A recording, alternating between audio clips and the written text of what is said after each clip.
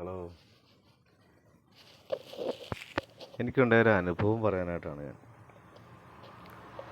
ഞാനിപ്പോൾ തൃപ്പൂണിത്തുറയിൽ റാപ്പിഡോ, നമ്മുടെ ഊബർ പോലത്തെ ഒരു സൈറ്റ് ഉണ്ടല്ലോ.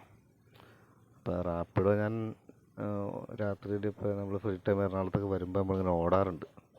കണ്ടിന്യൂസ് ഓടുന്ന ഒരാളല്ല, ഓട്ടം വരുമ്പോഴൊക്കെ ഓടും. അപ്പോൾ ഞാനിപ്പോൾ ഈ ആപ്പ് ഇൻസ്റ്റാൾ ചെയ്തിട്ട് ഒരു മാസത്തിനടുത്തായുള്ളൂ. അപ്പം ഇന്നിപ്പോൾ ഒരു ഓർഡർ വന്നു. അപ്പോൾ ഒരാളെ എടുക്കണം. അപ്പോൾ ഞാൻ തിരുവാങ്കുളം അടുത്ത് നിൽക്കുക. തിരുവാങ്കുളത്ത് നിൽക്കുന്ന സമയത്ത് ഞാൻ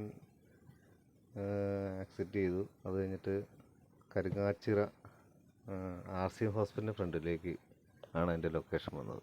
അപ്പോൾ ഒരു ഹിന്ദിക്കാരൻ എന്നെ വിളിച്ചിട്ട് ഇങ്ങനെ പറയുന്നുണ്ട്, ഭയ്യ എത്തുമ്പോൾ വിളിക്കണം, ഈ നമ്പറിൽ വിളിച്ച് കിട്ടുന്നില്ലല്ലോ, വിളിക്കണം എന്നൊക്കെ പറയും.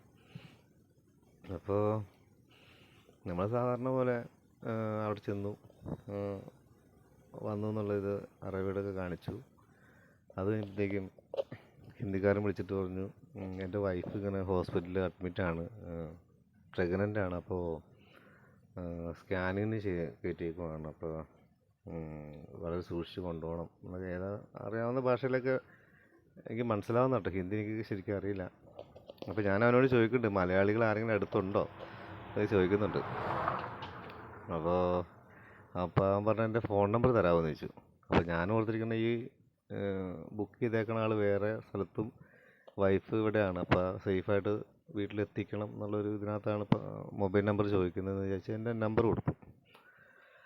നമ്പർ കൊടുത്തപ്പോൾ അവൻ പറഞ്ഞു, ഇങ്ങനെ ഡോക്ടർക്ക് ഒരു 6200 രൂപ കൊടുക്കണം എന്ന് പറഞ്ഞു. അപ്പോൾ അതിനുവേണ്ടി ഗൂഗിൾ പേയിലേക്ക് പൈസ ഇട്ടേക്കാം എന്ന് പറഞ്ഞു. അപ്പോൾ അങ്ങനെ അവൻ എൻ്റെ അക്കൗണ്ടിലേക്ക് പൈസ ഇട്ടു. ഇപ്പോൾ ഹിന്ദി നമുക്ക് തിരിച്ച് പറയാനറിയില്ലെങ്കിലും ഏറെക്കുറെ കേട്ടാൽ നമുക്ക് കാര്യങ്ങൾ മനസ്സിലാവും.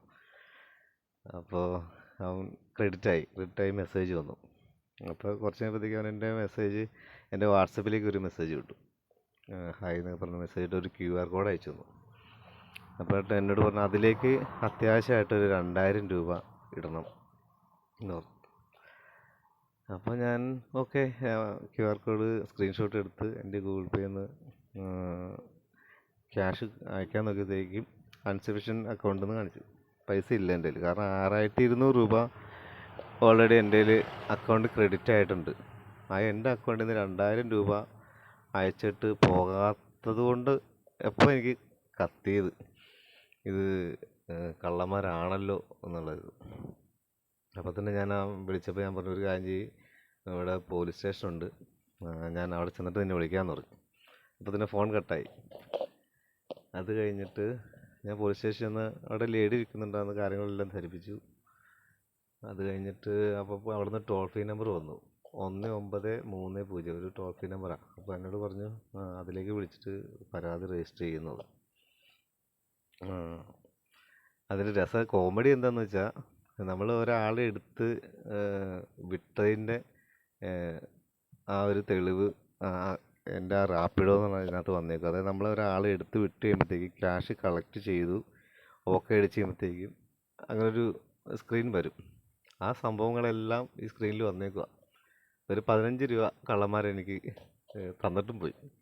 എൻ്റെ അക്കൗണ്ടിൽ വേറെ പൈസകളൊന്നും ഉണ്ടായിരുന്നില്ല. പക്ഷേ ഞാൻ ഇതിപ്പോൾ ഒരു വീഡിയോ ആയിട്ട് ഇടാനുള്ള കാരണം വെച്ചിട്ടുണ്ടെങ്കിൽ, ഈ ഊബർ ആണെങ്കിലും റാപ്പിഡോ ആണെങ്കിലും ഓടുന്ന ഒത്തിരി ആൾക്കാരുണ്ട്. നമ്മളിപ്പോൾ ഒരു ഫുൾ ടൈമറൊന്നുമല്ല, പക്ഷേ 12 മണിക്കൂറും രാത്രിയും ഒക്കെ ഓടുന്ന ആൾക്കാരുണ്ട്. അപ്പോൾ അവർ ഇങ്ങനെയുള്ള കോളുകളും ആൾക്കാരെ ശ്രദ്ധിക്കണം, അത് പറയാൻ വേണ്ടിയിട്ടാണ് ഞാനിപ്പോൾ വീഡിയോ ഇട്ടേക്കണത്.